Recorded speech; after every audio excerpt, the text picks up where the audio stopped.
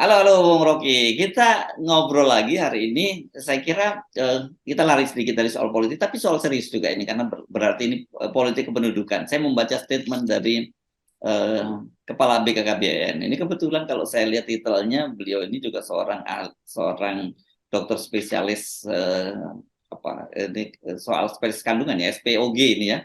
Ini jadi Hmm.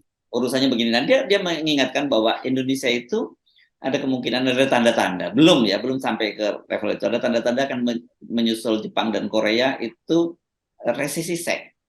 Nah, ini jangan Apa diambil resesi? ya, resesi seks. Oh, resesi. Oke. Ya, ya, jadi jangan, ini nggak ada urusannya dengan soal pornografi, tapi ini bicara tentang demografi gitu. Jadi ada kecenderungan Hmm. kalau di Korea Selatan itu kan mungkin di Korea terutama Jepang gitu kan sekarang penduduk yang tua itu usia jauh lebih banyak. Kalau kita kan masih bonus demografi, usia muda itu banyak sekali. Kenapa? Karena orang sana udah malas berhubungan seks gitu dan malas punya anak lah, terutama seperti itu. Karena mereka berpikir ya persoalannya serius, menyamai anak itu banyak tanggung jawab dan sebagainya. Di Indonesia mulai ada tanda-tanda semacam itu, dan di beberapa daerah di kabupaten itu mulai terjadi itu.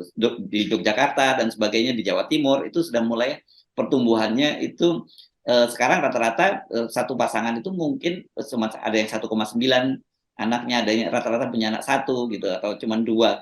Ya, jadi ini ke depan itu juga menjadi soal yang serius itu. Oke, mungkin coba kita periksa dulu ya. Kalau dia disebut resesi seks, artinya gairah seksnya mengalami defisit itu. Bahaya nih, Mungkin, bahaya.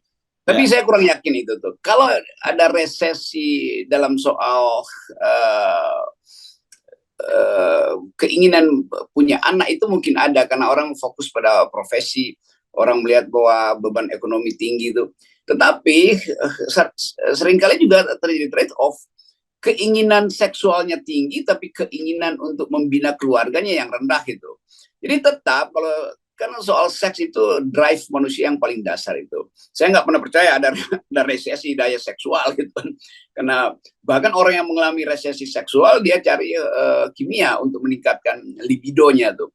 Tetapi kalau soal demografi tentu kehangatan di ranjang itu tidak mungkin dikonversi jadi kehangatan di keluarga kalau ekonomi keluarga itu turun tuh.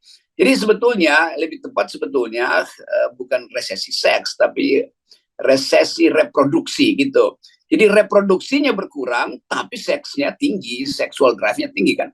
Kan orang masyarakat menengah ingin mengurangi reproduksi itu.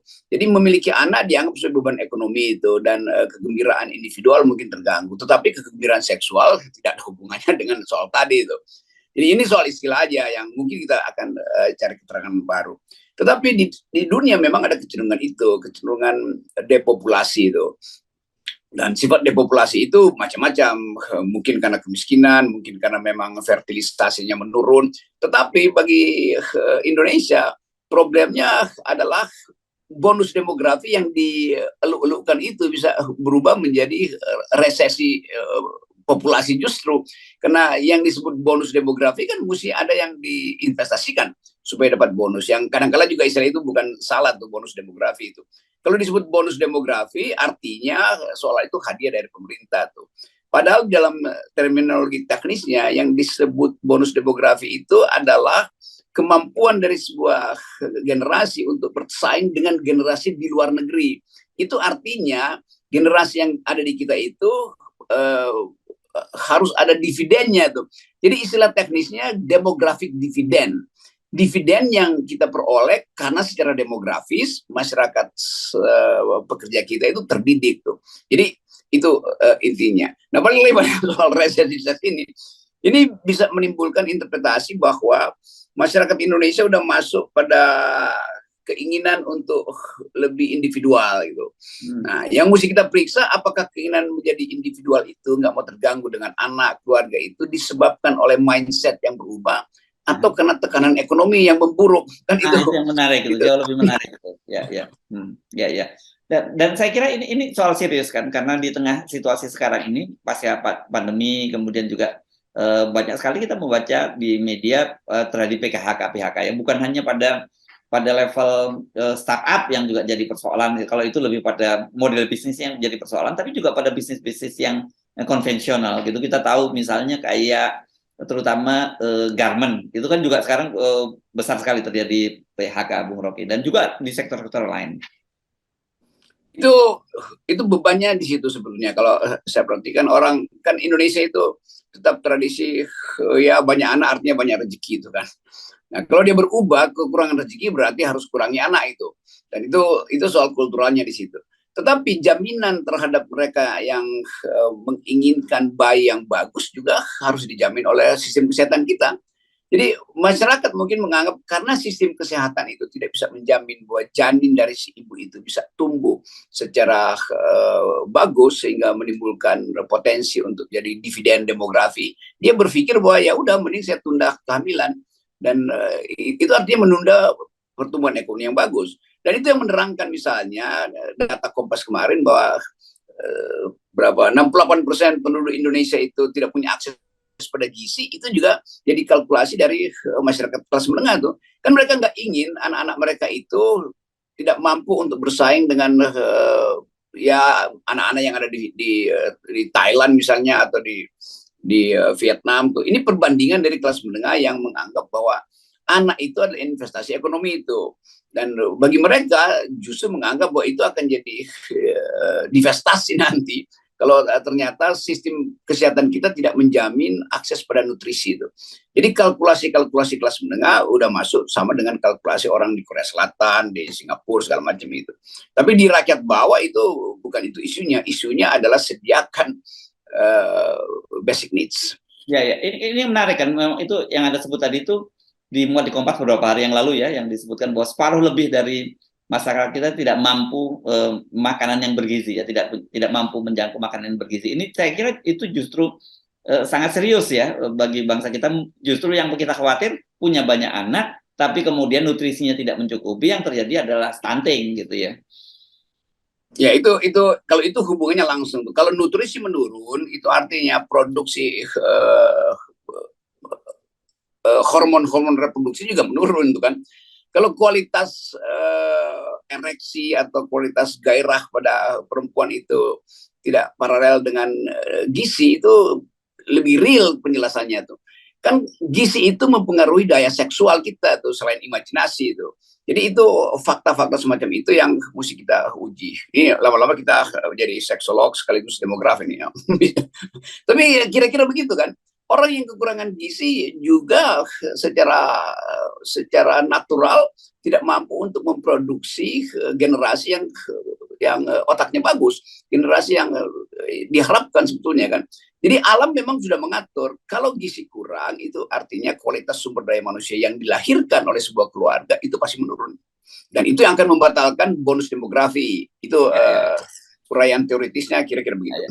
Jadi alih-alih kita terlalu khawatir, saya kira mungkin fenomena ini masih akan panjang ya. Seperti ada tadi resesi demografi gitu, bukan resesi seks ya. Kita belum masuk wilayah itu. Saya kira justru yang jadi persoalan adalah bagaimana pemerintah memikirkan kecukupan asupan gizi dari rakyatnya, yang itu jauh lebih serius menurut saya, Bung Rocky, saat ini ya. Nah ya itu yang paling betul Hersu. Jadi kalau pemerintah menginginkan ada bonus demografi, mestinya suplai gizinya itu bagus supaya aktivitas seksual tidak lagi dicemaskan oleh kekurangan gizi. Kan itu intinya kan. Hormon-hormon manusia itu di provide oleh apa yang dia asup sebagai makanan. Jadi kualitas itu dimulai dengan gizi yang bagus tuh. Jadi Kompas sebetulnya mau menyindir Presiden Jokowi bahwa kita Indonesia adalah rakyat yang tidak mungkin bersaing di luar negeri karena gizi kita kurang. Sekaligus Kompas mau terangkan bahwa fertilitas justru menurun kalau gizinya kurang.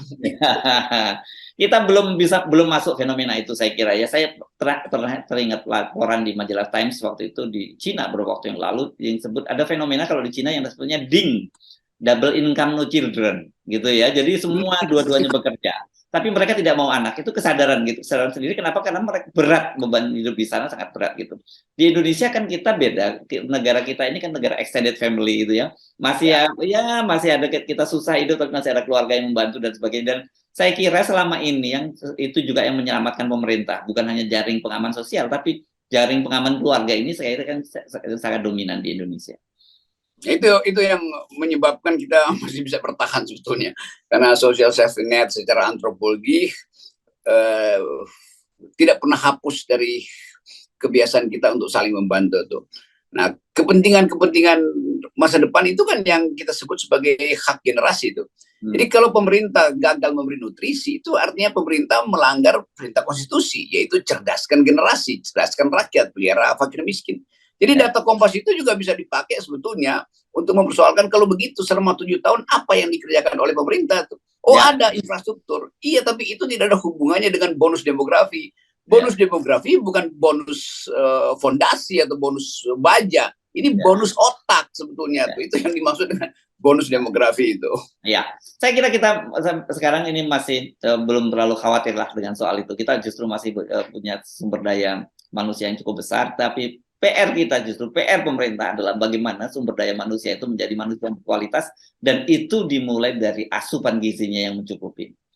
Betul, asupan gizi yang cukup itu membuat gairah seksual juga bermutu kira-kira. Ya, jadi bermutu.